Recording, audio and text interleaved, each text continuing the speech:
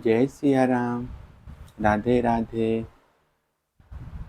श्रीमद् भागवत महापुराण कथा कहेंगे, पूरा सुनिएगा। कलयुग के राजवंशों का वर्णन विस्तार पूर्वक कहते हैं, सब्सक्राइब कर दीजिएगा।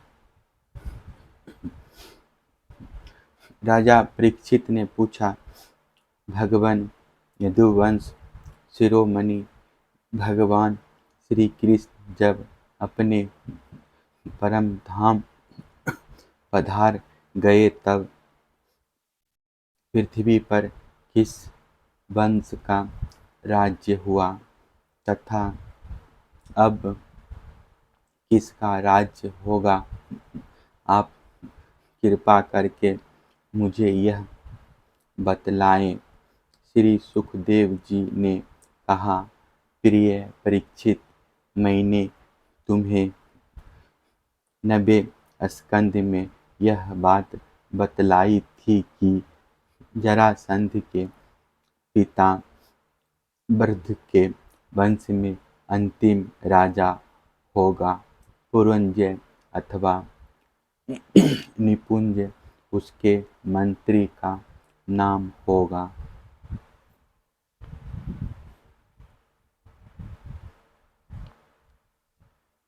शुनक वह अपने स्वामी को मार डालेगा और अपने पुत्र प्रद्योत को राज सिंहासन पर अभिषिक्त करेगा। प्रद्योत का पुत्र होगा पालक, पालक का विशाखयूप का राजक और राज का पुत्र होगा नंदी वृदन। प्रतोवंश में यही 5 नरपति होंगे। इनकी संज्ञा होगी प्रदोतन। ये 138 वर्ष तक पृथ्वी का उपभोग करेंगे। इसके पश्चात शिशुनाग नामक राजा होगा। शिशुनाग का कर्क वर्ण, उसका क्षेमधर्मा और क्षेमधर्मा का पुत्र होगा क्षेत्रज्ञ। क्षेत्रज्ञ का विधिसार, उसका अजात शत्रु। फिर दर्भके और दर्भ का पुत्र अजय होगा। अजय से नंदी वृतन और उससे महानंदी का जन्म होगा। शिशुनाग वंश में ये 10 राजा होंगे। ये सब मिलकर कलयुग में 308 वर्ष तक पृथ्वी पर राज्य करेंगे। प्रिय परीक्षित, महानंदी की शुरदा पत्नी के गर्भ से नंद नामक का पुत्र होगा। वह बड़ा बलवान होगा। महानंदी महाप्रज्ञा नामक निधि का अधिपति होगा। इसलिए लोग उसे महाप्रहा भी कहेंगे। वह क्षत्रिय राजाओं के विनाश का कारण बनेगा। तभी से राजा लोग प्रिय, शूद्र और अधार्मिक हो जाएंगे। महाप्रहा पृथ्वी का एक छंद शासक होगा। उसके शासन का उल्लंघन कोई भी नहीं कर सकेगा। क्षत्रियों के विनाश में हेतु होने की दृष्टि से तो उसे दूसरा परशुराम ही समझना चाहिए। उसके सुमाल्य आदि 8 पुत्र होंगे, वे सभी राजा होंगे और 100 वर्ष तक इस पृथ्वी का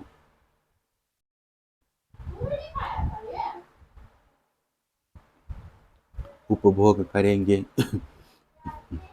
कौटिल्य, वात्स्ययन तथा चाणक्य के नाम से प्रसिद्ध एक ब्राह्मण विश्वविख्यात नंद और उनके सुमाल्य आदि 8 पुत्रों का नाश कर डालेगा। उनका नाश हो जाने पर कलयुग में मौर्यवंशी नरपति पृथ्वी का राज्य करेंगे। वही ब्राह्मण पहल चंद्रगुप्त मौर्य को राजा के पद पर अभिषिक्त करेगा। चंद्रगुप्त का पुत्र होगा बारिसार और बारिसार का अशोकवर्धन का पुत्र होगा सुयश, सुयश का संघत, संघत का शालीशुक और शालीशुक का सोमशर्मा, सोमशर्मा का शतधन्वा और शतधन्वा का पुत्र बृहद्रथ होगा। कुरुवंश विभूषण परीक्षित मौर्य वंश के ये 10 नरपति कलयुग में 137 वर्ष पृथ्वी का उपभोग करेंगे। बृहद्रथ का सेनापति होगा पुष्यमित्र शुंग। वह अपने स्वामी को मारकर स्वयं राजा बन बैठेगा। पुष्यमित्र का अग्निमित्र और अग्निमित्र का सूर्यश्रेष्ठ होगा। सूर्यश्रेष्ठ का वसुमित्र, वसुमित्र का भरदक और भरद का पुलिंद, पुलिंद का घोष और घोष का पुत्र होगा वर्जमित्र, वर्जमित्र का भागवत और भागवत का पुत्र होगा देवभूति। सुंगम वंश के ये 10 नरपति 112 वर्ष तक पृथ्वी का पालन करेंगे। परीक्षित सुगम वंशी नरपतियों का राज्य काल समाप्त होने पर यह पृथ्वी कण्वंशी नरपतियों के हाथ में चली जाएगी। कण्वंशी नरपति अपने पूर्ववर्ती राजाओं की अपेक्षा कम गुण वाले होंगे। सुगम वंश का अंतिम नरपति देवभूति बड़ा ही लंपट होगा। उसे उसका मंत्री कण्वंशी वसुदेव मार डालेगा और अपने बुद्धि बल से स्वयं राज्य करेगा। वसुदेव का पुत्र होगा भूमित्र, भूमित्र का नारायण और नारायण का सुशर्मा, सुशर्मा बड़ा यशस्वी होगा।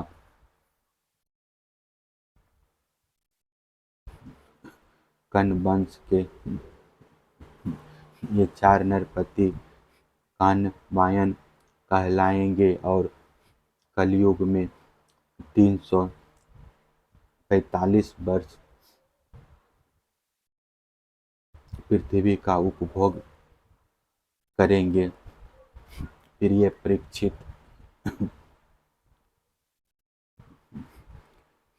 कण्वंशी सुशर्मा का एक शूद्र सेवक होगा बलि। वह अंधा जीतिका एवं बड़ा दुष्ट होगा। वह सुशर्मा को मारकर कुछ समय तक स्वयं पृथ्वी का राज्य करेगा। इसके बाद उसका भाई कृष्णराज होगा। कृष्ण का पुत्र सुशांत करण और उसका पुण्यमास होगा। पुण्यमास का लंबोदर और लंबोदर का पुत्र चिविल होगा। चिविल का मेघ स्वाति का अटमान, अटमान का अनिष्ट कर्म का आलिय, आलिय का तलक, तलक का पुरुष और पुरुष भीरु का पुत्र होगा राजा सुनंद। परीक्षित सुनंद का पुत्र होगा चकोर। चकोर के 8 पुत्र होंगे जो सभी बहु कहलाएंगे। इनमें सबसे छोटे का नाम होगा शिव स्वाति। वह बड़ा वीर होगा और शत्रुओं का दमन करेगा। शिव स्वाति का गोमती पुत्र और उसका पुत्र होगा पुरीमान का मेदशिरा। मेदशिरा का शिव स्कंद का यज्ञश्री। यज्ञश्री का विजय और विजय के 2 पुत्र होंगे चंद्रबीज और लोमदि। परीक्षित ये 30 राजा 456 वर्ष तक पृथ्वी का राज्य भोगेंगे। परीक्षित इसके पश्चात अवभूति नगरी के 7 अभीर दास गर्द भी और 16 कंग पृथ्वी का राज्य करेंगे। ये सब बड़े लोभी होंगे। इसके बाद 8 यवन और 14 तुर्क राज्य करेंगे। इसके बाद 10 गुरुण और 11 मोन नरपति होंगे। मोनों के अतिरिक्त ये सब 1099 वर्ष तक पृथ्वी का उपभोग करेंगे तथा 11 मोन नरपति 300 वर्ष तक पृथ्वी का शासन करेंगे। जब उनका राज्यकाल समाप्त हो जाएगा तब किलकिला नाम की नगरी में भूतनंद नामक राजा होगा। भूतनंद का बंगिरी का भाई शिशुनंदित तथा यशोनंदिन और प्राबिक ये 106 वर्ष तक राज्य करेंगे। इनके 13 पुत्र होंगे और वे सब के सब वाहिक कहलाएंगे। इनके पश्चात पुष्पमित्र नामक क्षत्रिय और उसके पुत्र दुर्मित का राज्य होगा।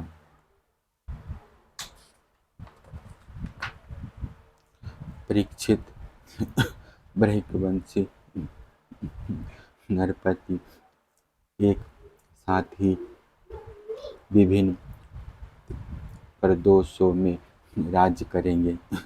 उनमें शास्त्र आंध्र देश के तथा साथ ही कौशल देश के अधिपति होंगे। कुछ विदुर भूमि के शासक और कुछ निषद देश के स्वामी होंगे। इनके बाद मगध देश का राजा होगा विश्व स्फूर्ति। यह पूर्वोक्त पुरंजय के अतिरिक्त द्वितीय पुरंजय कहलाएगा। यह ब्राह्मणादि उच्च वर्णों को पुल्लिंग यदु और मर्द आदि म्लेच्छय प्राय जातियों के रूप में परिणत कर देगा। इसकी बुद्धि इतनी दुष्ट होगी कि यह ब्राह्मण, क्षत्रिय और वैश्यों को नाश करके शुद्ध प्रिय जनता की रक्षा करेगा। यह अपने बल वीर्य से स्त्रियों को उजाड़ देगा और ब्रह्मवती पुरी को राजधानी बनाकर हरिद्वार से लेकर प्रयाग पर्यंत सुरक्षित पृथ्वी का राज्य करेगा। परीक्षित, ज्यों-ज्यों घोर कलयुग आता जाएगा, त्यों-त्यों सौराष्ट्र, अवंती, अभिर, सूर, अर्बुद और मालव देश के ब्राह्मणगण संस्कार शून्य हो जाएंगे तथा राजा लोग भी शरतुल्य हो जाएंगे। सिंधु तट, चंद्रभागा, तटीय प्रदेश, कुंतीपुरी और कश्मीर मंडल पर प्रेम, शूद्रों का संस्कार एवं ब्रह्म तेज से हीन नाम मात्र के द्विजों का और म्लेच्छों का राज्य होगा। परीक्षित, ये सब के सब राजा आचार विचार में म्लेच्छ प्राय होंगे। ये सब एक ही समय भिन्न भिन्न प्रांतों में राज्य करेंगे। ये सब के सब परले सिरे के झूठे, अधार्मिक और स्वल्प दान करने वाले होंगे। छोटी छोटी बातों को लेकर ही ये क्रोध के मारे आग बबूला हो जाएंगे। ये दुष्ट लोग स्त्री, बच्चों, गौओं, ब्राह्मणों को मारने में भी नहीं हिचकेंगे। दूसरे की स्त्री और धन हथिया लेने के लिए ये सर्वदा उत्सुक रहेंगे। ना तो इन्हें बढ़ते देर लगेगी और ना तो घटते। क्षण में रुष्ट तो क्षण में तुष्ट। इनकी शक्ति और आयु थोड़ी होगी। इनमें परंपरागत संस्कार नहीं होंगे। ये अपने कर्तव्य कर्म का पालन नहीं करेंगे। रजोगुण और तमोगुण से अंधे बने रहेंगे। राजाओं के देश में म्लेच्छ ही होंगे। वे लूट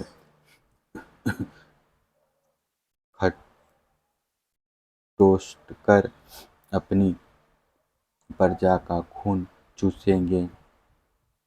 जब ऐसे लोगों का शासन होगा तो देश की प्रजा में भी वैसे ही स्वभाव, आचरण और भाषण की वृद्धि हो जाएगी।